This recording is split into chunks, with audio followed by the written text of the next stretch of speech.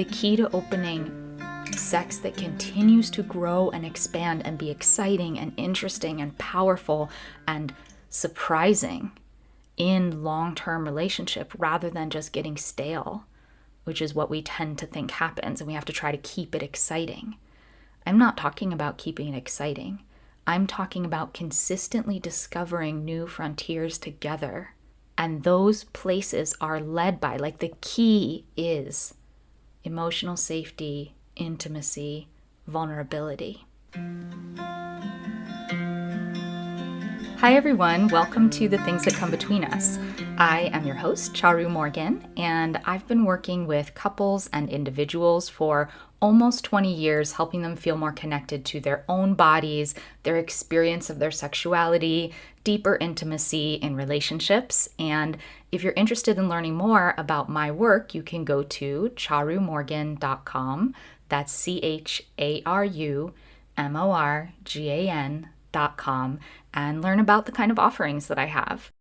So today we're going to begin this huge topic of talking about why you may have grown apart sexually.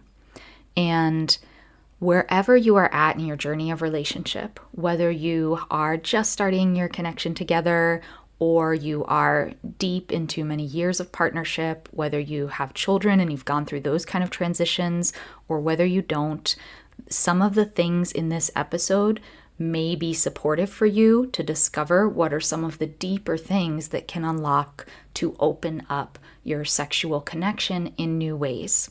There are a million reasons why we grow apart sexually, and in this episode, I'm just going to begin to encounter some of the deeper underlying potential reasons.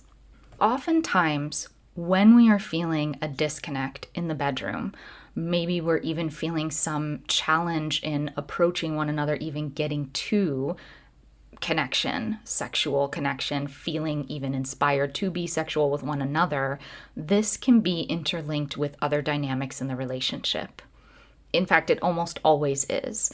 And this is something that I talk about a little bit in episode 5. So if you haven't listened to that one, go back to that because I talk about what is your partner trying to tell you that you haven't been able to hear. And some of those underlying things can create a buildup where we're not feeling as much openness as intimacy, when we're not feeling seen, heard, cared for by our partner.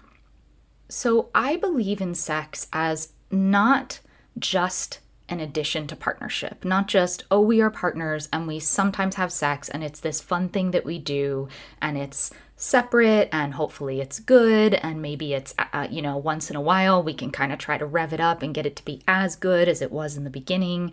That's not actually how I see sex. I see sex as a deeply entwined piece of the puzzle that facilitates the depth, connection, and also compatibility of your lives together. And I'm not talking about sexual compatibility in that way. I'm talking about when you are feeling deeply connected, deeply whole, really excited and inspired about what's happening between you in the bedroom, when richness is really flourishing there.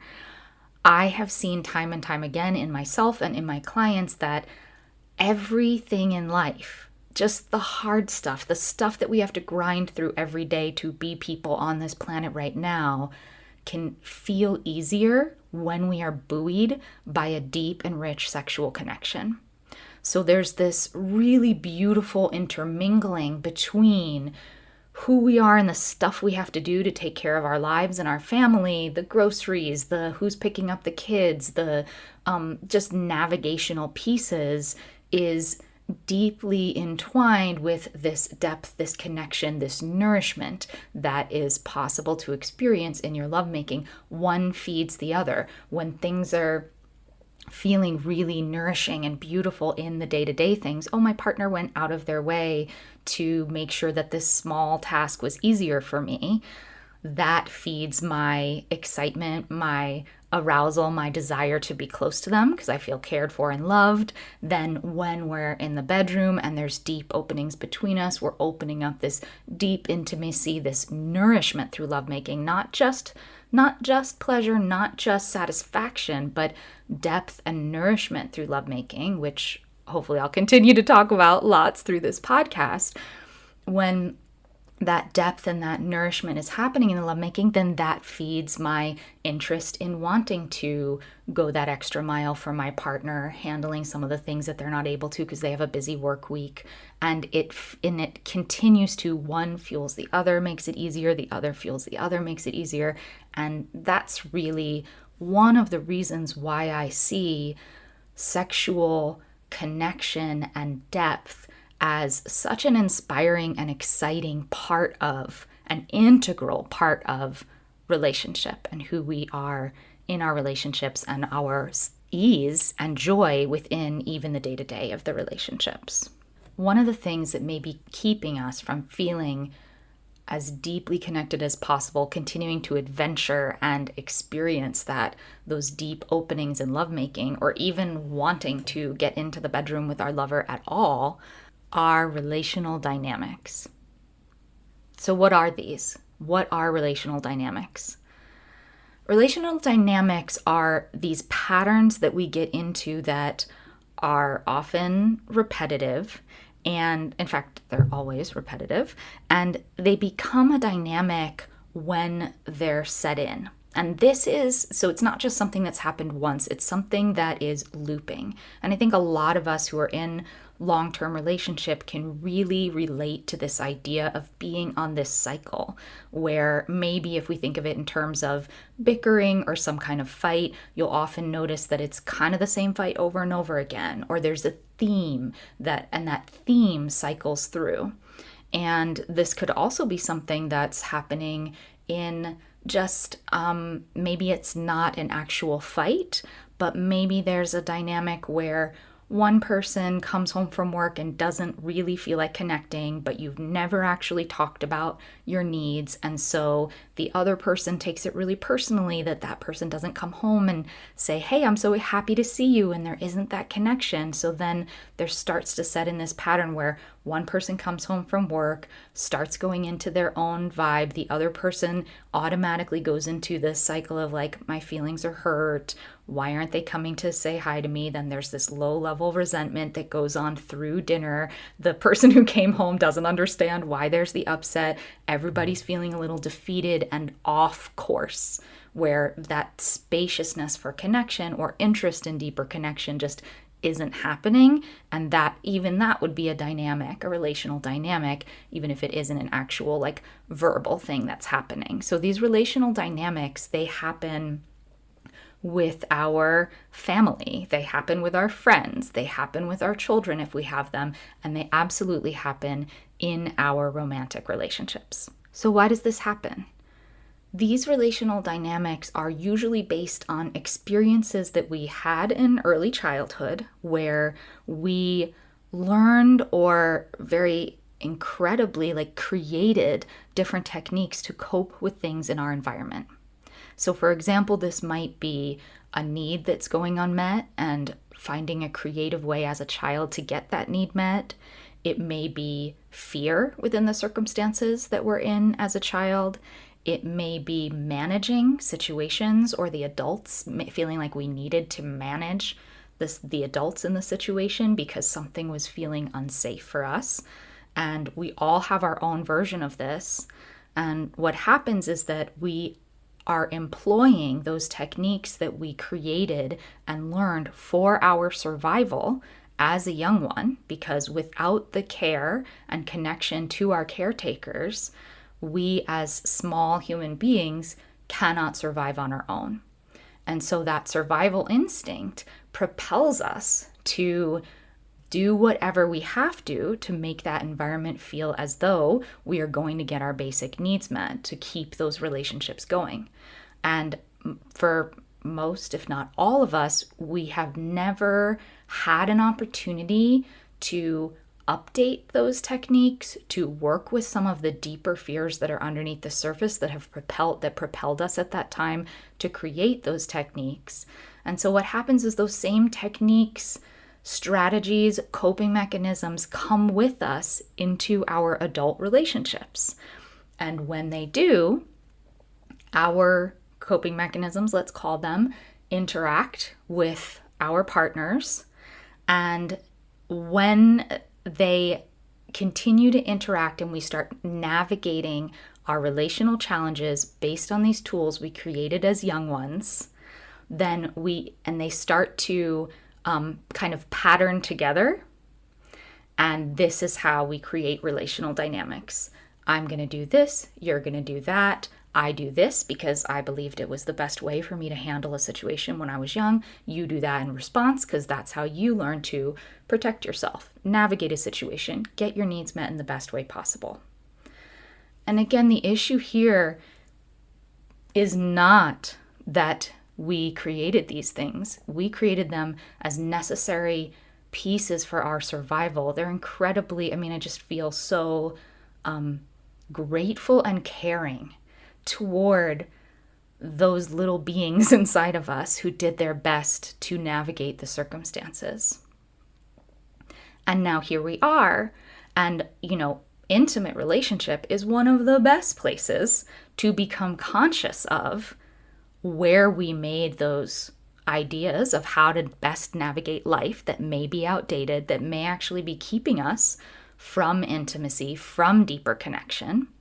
And so they're the best place to have the opportunity to do some of the self-reflection and the growth that we weren't able to do up until this point. And this is something there's never an end to it, right? It's a continuous exploration of how I became the way I am, what fears, what concerns, what things registered as feeling unsafe that have created these ways of coping inside of me, these strategies, so then I can begin to have some awareness when they happen. For example, if I might get, maybe if my partner shares with me something that's hard for them, I may immediately feel like, even if they language it in really kind language, taking responsibility for whatever part they're bringing to it, I might immediately go into a high level of defensiveness. This would be completely understandable and normal. And when I go into that high level defensiveness, I may internally be feeling like, oh my God, they're saying I'm wrong and I'm bad. And and that can cascade without conscious thought into I'm wrong, I'm bad, they're going to leave me, I have to defend because I need them. What sometimes happens is we think I need them to know that I'm not wrong and bad. And that can be where we maybe start to negate what they're feeling. We maybe start to not allow in what they have been trying to tell us, because if we allowed ourselves to see it and we allowed ourselves to feel that maybe something we did has hurt our partner, that may feel so impossible, because what we want to do is show up in love, how we see ourselves as someone who's doing a good job, how we need to see ourselves as someone who's doing a good job in love. And the idea of having to admit that we may have done something that has hurt our partner is so internally unbearable to how we see ourselves and how we need the structures that we've built for ourselves to stand on, that we then immediately go into defending, telling our partner that they're wrong, and ultimately not being able to hear them.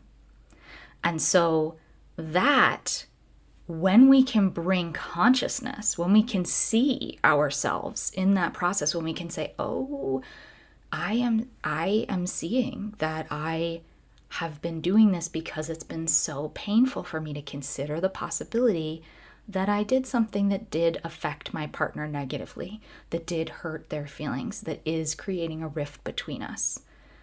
And that process, so we may have the habit, the survival mechanism of pushing back, because that's how we've known to navigate before.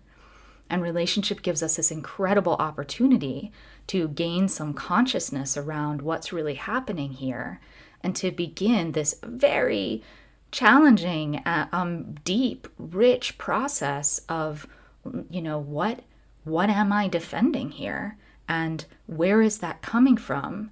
And what do I need to do to support and care for myself, to support and care for the parts of me that didn't have a fully, I keep using the word safe, and I'm not sure that that's exactly entirely accurate, but as far as feeling safe environment for me to grow up.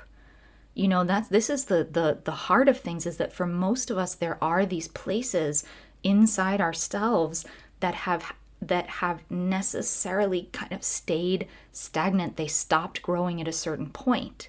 This is not your fault. This is so many different factors. This is where we are culturally. This is very few of our parents having the tools. This is, so many things that we don't even fully need to understand. What I want to say to you is, if you recognize yourself in any of the things that I'm sharing, of maybe this example of like high level defensiveness when our partner comes to us with something that has hurt their feelings or something that they maybe need to be different, that we approach ourselves with a gentleness, a care, and an understanding that it is okay that to this point, this is how we have reacted. And now we have this opportunity to begin to gain tools to have a broader view, to help that child inside of us mature, to care for that child in a maturation process where we can ultimately come to, it may never go away, that feeling of terror of, oh my God, my partner thinks I did something wrong or something that hurt them. I understand this feeling. I think we all do in our own different ways. And it's not that that feeling goes away. It's just that we may be able to, with some work, with some care, with some self-understanding, we may be able to take a deep breath in those moments and say, wow, I'm noticing that I'm shutting down and wanting to defend myself. And that's keeping me from really hearing you and what you want to share with me. I'm going to need, and these are things that we work to discover. We learn, we get support, and we work to discover, okay, what is it that I actually might need in a circumstance like that? Maybe I need a little space. That's something that really supports me, is that if I notice my body's in a high level reaction to something relational, that if I take a little bit of space and I care for myself a little bit, whether it's a walk in nature, whether it's some deep breaths, whether it's time just needs to go by, maybe a day, then I can come back to the conversation. I can be honest about the vulnerability of like, I'm scared that I've done something that's really hurt you and that feels so uncomfortable for me. It's making it a little hard for me to listen. And I'm here and I really want to listen. I really want to do this differently. But we're not aiming for perfect. So all of these things, this little journey that I just described in the last, 5 to 8 minutes that I made sound so, I don't think I made it sound simple, but that I explained in this relatively concise way, this is something that takes years of turning towards ourselves, years of compassion toward that little being who's just employing the best techniques that they know to try to survive. And so this is, what I'm introducing here is a possibility for awareness.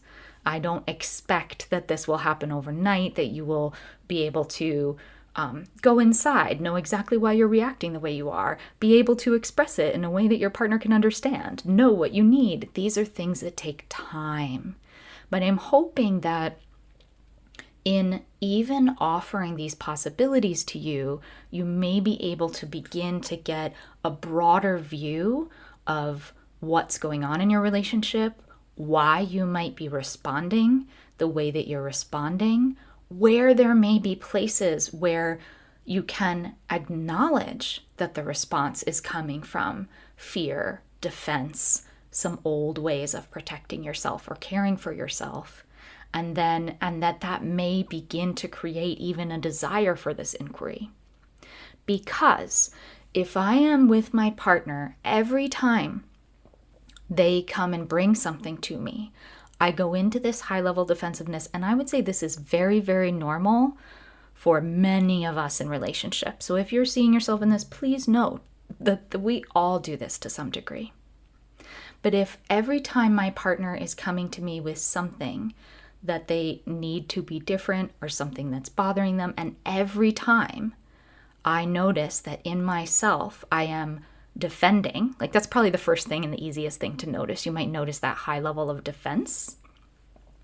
And if every time I am listing reasons why they're wrong as opposed to hearing them, and in this case, I'm really speaking to when your partner is coming to you with care and kindness and self-responsibility. And this is this is one of those, everything is different for everyone. One podcast cannot cover all of the different ways and things that might come forward. So if, I can absolutely see a circumstance in which a partner is constantly bringing something that actually is a little bit skewed. It's coming from a wounded place inside of their self. That's not what I'm speaking about. What I'm speaking about here is where the partner that's coming to you is really longing for a different kind of care, a deeper understanding, and is bringing some vulnerability to you in a desire or even maybe a need for that in the partnership. And then if you notice, so going back to the original point, if you notice that brings forward in you this need to defend or this list of why they're wrong, why what they are feeling is wrong, those are really good indicators that there's a little tender being inside of you who is really deeply scared of actually losing this person and losing their love. And this is how you've learned to attempt to rebalance when you're feeling like something's wrong, but it doesn't work here. And here's why. Going into that kind of defense, going into that kind of pushback or explaining why someone's feelings aren't accurate or valid in a situation obliterates the possibility of vulnerability and of a deeper emotional safety that is necessary for vulnerability. And this is how these dynamics get set in. So instead of, I've taken a chance and I've shared something with you from my vulnerable heart, you have heard me, I've felt heard, I feel even safer. You've maybe shared some of the hard feelings that brings up for you. I'm feeling closer to you through that. And now we're in a space where we can actually speak to what might need to happen next for both of us to feel a little bit better about whatever this piece is. That would be a groundbreaking or a dynamic breaking potential conversation where vulnerability can come into the room. And if we bring this back into sexuality, that piece of the puzzle is where that openness, this desire that comes not from high level excitement desire, but this desire that stirs from within us when we feel seen, loved, cared for, heard, when we feel like we're truly partnering, when we feel like our partner is on our side and they want to partner with us through listening, through supporting us in the best that they can when we ask, and that's a mutual flow between us. When that is happening, that is the beginning. That's like planting the seed of truly amazing sex. And that sex that comes from that seed being planted, that's different than the kind of sex that you can have in the beginning of the relationship when there's a high level of excitement and the flood of all the new feelings. It's different than when you just have super hot, exciting sex with a new person that you may want a relationship with, you may not. This seed that I'm talking about that is, that comes from deep, again, emotional safety, vulnerability, sense of care, sense of partnering. This is what can open this incredible, beautiful gateway, doorway to true nourishment in lovemaking to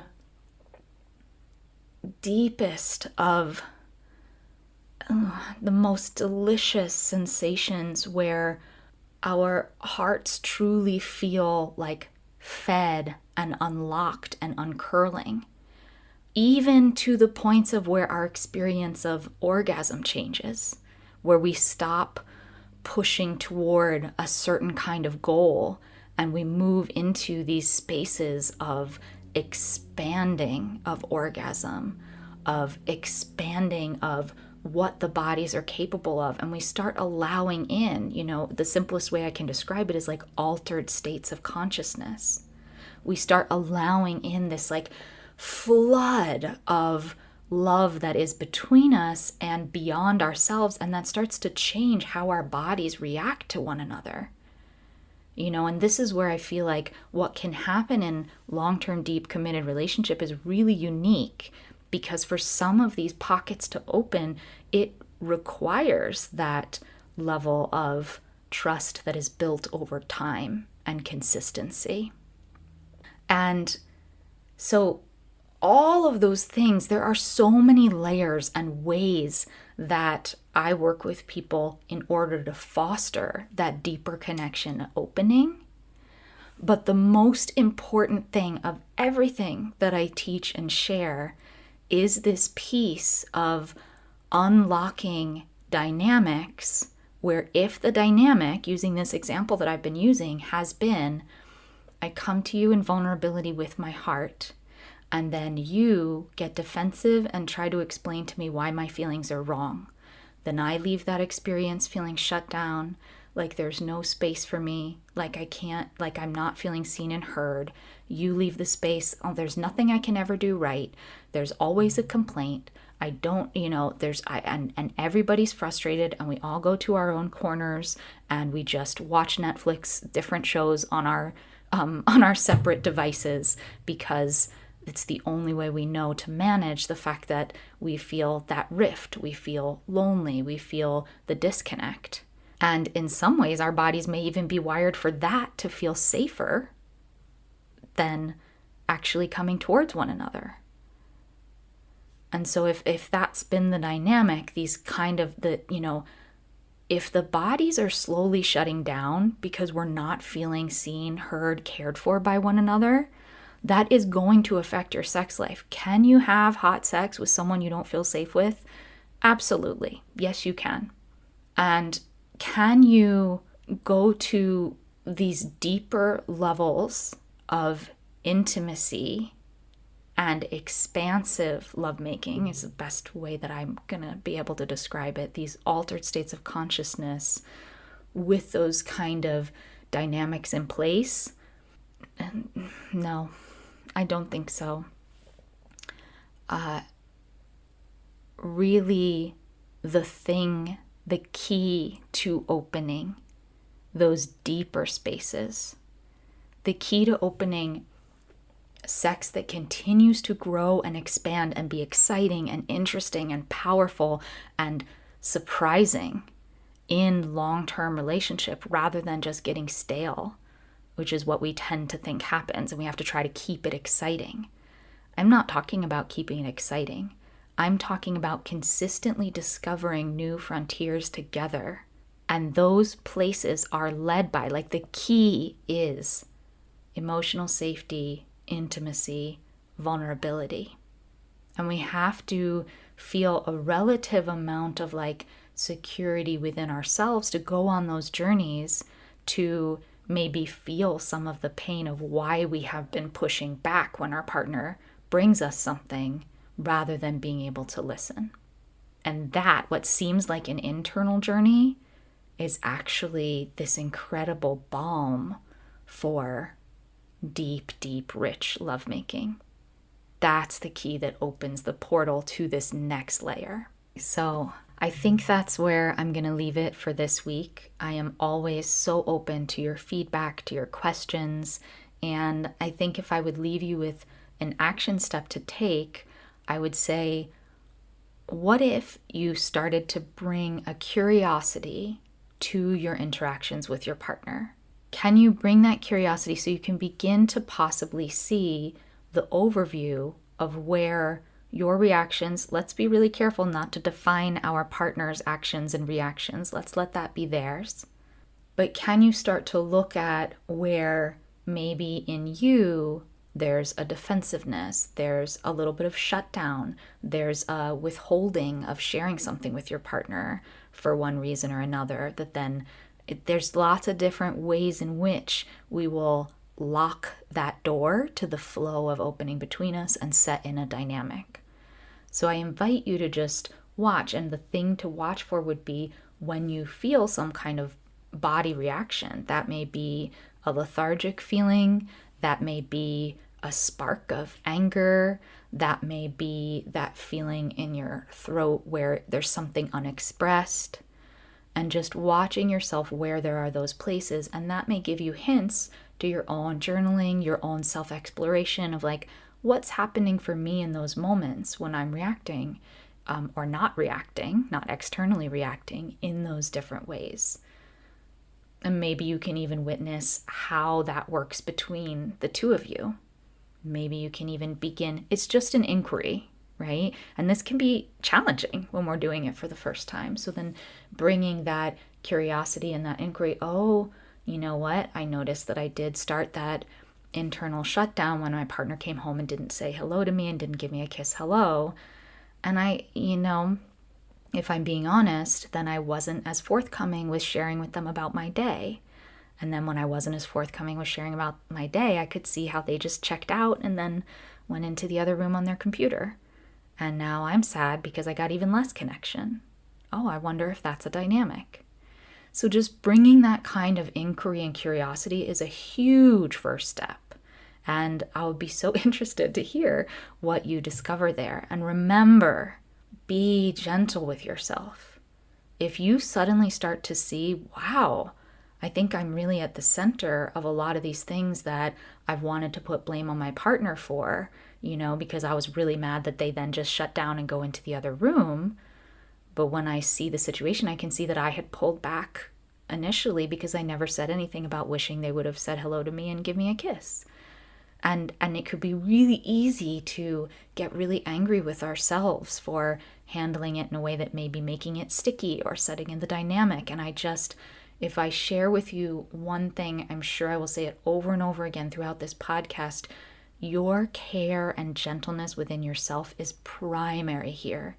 It is perhaps the most important thing that you will ever develop in your whole life, is tenderness toward the part of you that has learned to protect, defend, care for, get needs met in the ways that it just knows to, that it has learned to, in an environment that was probably challenging for each of us in different ways.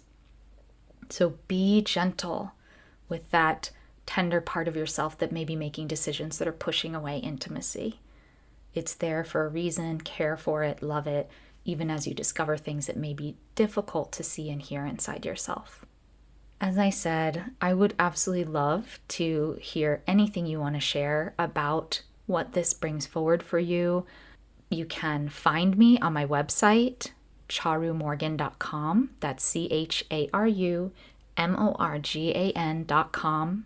You can email us there with feedback and thoughts. You can also find information there about how you could work with me. Do you want my support one-on-one? Are you interested in possibly doing some kind of small group event in the future? Join our mailing list. Be connected to what I'll have going on in the future.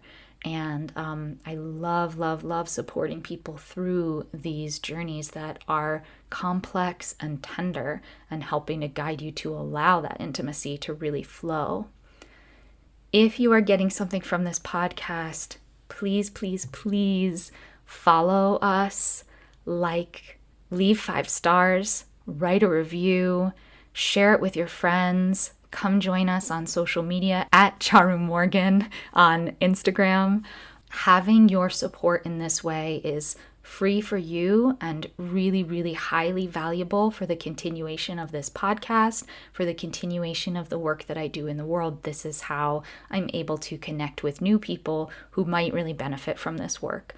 So thank you, thank you, thank you for your follows, for your likes, for your reviews. I read them all. They mean so much to me.